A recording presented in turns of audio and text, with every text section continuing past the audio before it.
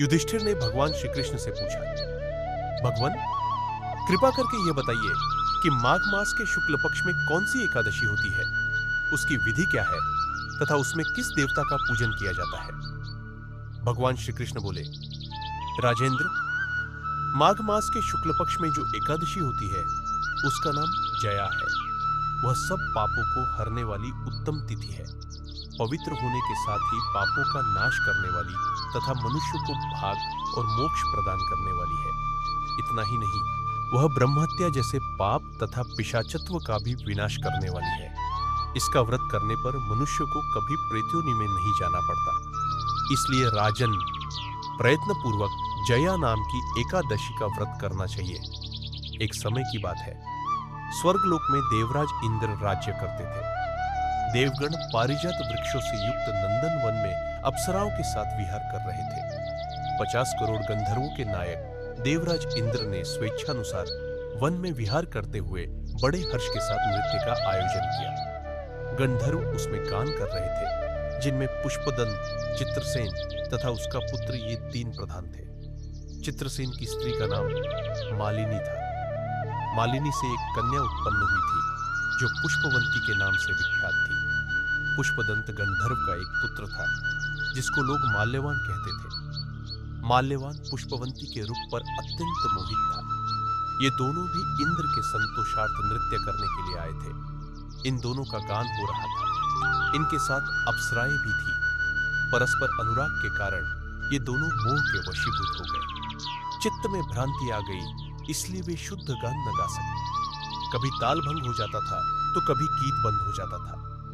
इंद्र ने इस प्रमाद पर विचार किया और इसे अपना अपमान समझकर वे कुपित हो गए। अतः इन दोनों को शाप देते हुए बोले, ओ मूर्खे, तुम दोनों को धिक्कार है। तुम लोग पतित और मेरी आज्ञा भंग करने वाले हो। अतः पति पत्नी के रूप में रहते हुए पिशाच हो जाओ। इंद्र के इस प्रकार शाप देने पर इन दोनों के मन में बड़ा दुख हुआ। वे हिमालय पर्वत पर चले गए और पिशाच योनि को पाकर भयंकर दुख भोगने लगे। शारीरिक पातक से उत्पन्न ताप से पीड़ित होकर दोनों ही पर्वत की कंदराओं में विचरते रहते थे। एक दिन पिशाच ने अपनी पत्नी पिशाची से कहा, हमने कौन सा पाप किया है जिससे यह पिशाच योनि प्राप्त हुई है। नरक का कष्ट अत्यंत भयंकर है तथा पिशाच योनि भी बहुत दुख देने वाली है। अतः पूर्ण प्रयत्न करके पाप से बचना चाहिए। इस प्रकार चिंतामग्न होकर वे दोनों दुख के कारण सूखते जा रहे थे। दैव योग से उन्हें माघ मास के शुक्ल पक्ष की एकादशी की तिथि प्राप्त हो गई। जया नाम से विख्यात वह तिथि सब तिथियों में उत्तम है। उस दिन उन दोनों ने सब प्रकार के आहार त्याग दिए, जल पान तक नहीं किया, किसी जीव की हिंसा नहीं की, यहाँ तक कि खाने के लिए फल तक नहीं काटा। निरंतर दुख से युक्त होकर वे एक पीपल के समीप बैठे रहे।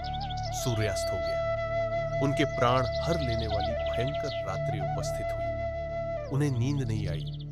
वे रति या और कोई सुख भी नहीं पा सके। सूर्योदय हुआ। द्वादशी का दिन आया। इस प्रकार उस पिशाच दंपति के द्वारा जया के उत्तम व्रत का पालन हो गया। उन्होंने रात में जागरण भी किया था। उस व्रत के प्रभाव से तथा भगवान विष्णु की शक्ति से उन दोनों का पिशाचत्व दूर हो गया। पुष्पवंती और माल्यवान अपने पूर्व रूप में आ गए। उनके हृदय में वही पुराना स्नेह उमड़ रहा था। उनके शरीर पर पहले जैसे ही अलंकार शोभा पा रहे थे। वे दोनों मनोहर रूप धारण करके विमान पर बैठे और स्वर्गलोक में चले गए। वहां देवराज इंद्र के सामने जाकर दोनों ने बड़ी प्रसन्नता के साथ उन्हें प्रणाम किया। उन्हें इस रूप में उपस्थित देखकर इंद्र को बड़ा विस्मय हुआ। उन्होंने पूछा, बताओ, किस पुण्य के प्रभाव से तुम दोनों का पिशाचत्व दूर हुआ है। तुम मेरे शाप को प्राप्त हो चुके थे, फिर किस देवता ने तुम्हें उससे छुटकारा दिलाया है। माल्यवान बोला, स्वामिन, भगवान वासुदेव की कृपा तथा जया नामक एकादशी के व्रत से हमारा पिशाचत्व दूर हुआ है। इंद्र ने कहा, तो अब तुम दोनों मेरे कहने से सुधापान करो। जो लोग एकादशी के व्रत में तत्पर और भगवान श्री कृष्ण के शरणागत होते हैं, वे हमारे भी पूजनीय होते हैं। भगवान श्री कृष्ण कहते हैं, राजन, इस कारण एकादशी का व्रत करना चाहिए। नृपश्रेष्ठ, जया ब्रह्महत्या का पाप भी दूर करने वाली है। जिसने जया का व्रत किया है उसने सब प्रकार के दान दे दिए और संपूर्ण यज्ञों का अनुष्ठान कर लिया। इस महात्म्य के पढ़ने और सुनने से अग्निष्टोम यज्ञ का फल मिलता है।